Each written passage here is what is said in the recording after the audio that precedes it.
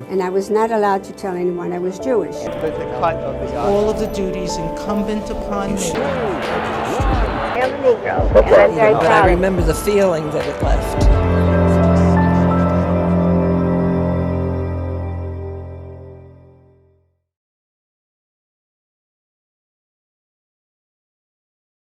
9/11, I was in 4th grade. I was 9, almost 10 years old. And I remember that morning, my mom being really concerned watching the TV, but like turning it off, and we couldn't really watch. And then we got to school and everyone was like really frantic, but I couldn't really understand why. And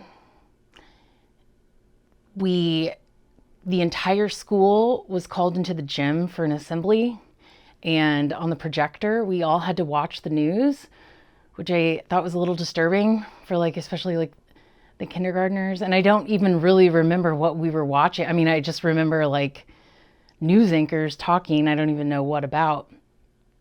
But what I do really remember about that day was we got let out of school early, and we lived about a block away from the gas station. And there was, in my 9-year-old mind, what seemed like miles of cars lined up to get gas, which at the time, I don't think I knew why they were doing that. But now looking back, it was, because everyone was afraid we were going into war or, going to be cut off from oil supply. So everyone was stocking up on gas.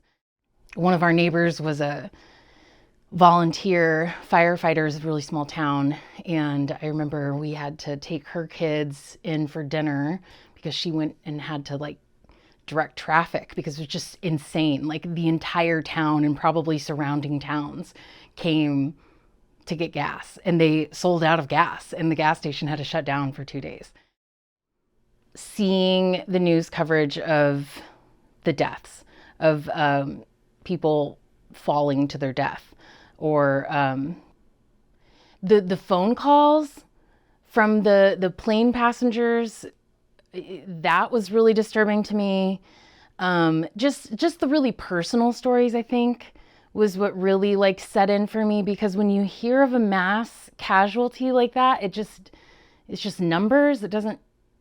It seems too abstract. But seeing those individual stories and traumas, I think that's when it really set in that this was really horrific.